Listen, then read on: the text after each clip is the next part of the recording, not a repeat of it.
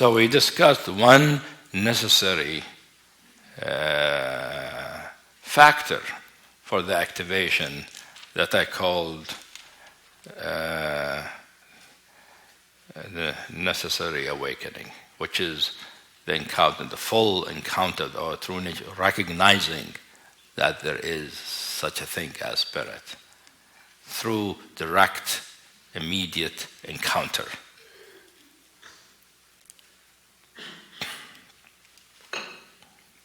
Not just by faith, not just by belief, not just by hearsay, not just by intuitions, not just by flashes, by full, continuous encounter. When you get, for me, you get to know true nature, that it is, and how it is true. It is true nature in the sense it's not constructed. It is not part of our mind or heart or body or nervous system or somebody's concept, somebody's idea.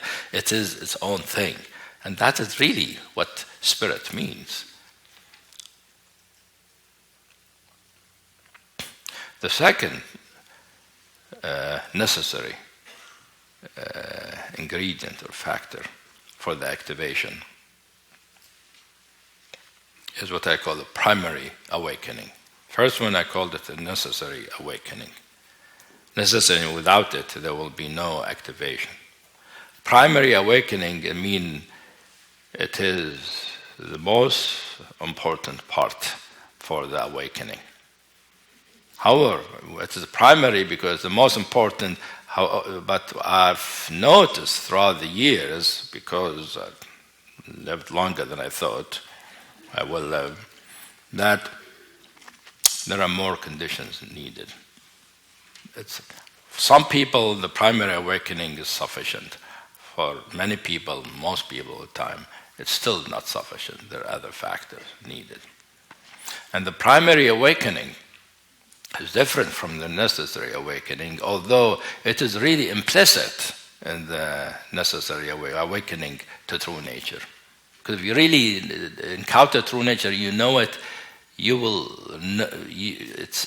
The step to the primary awakening is obvious.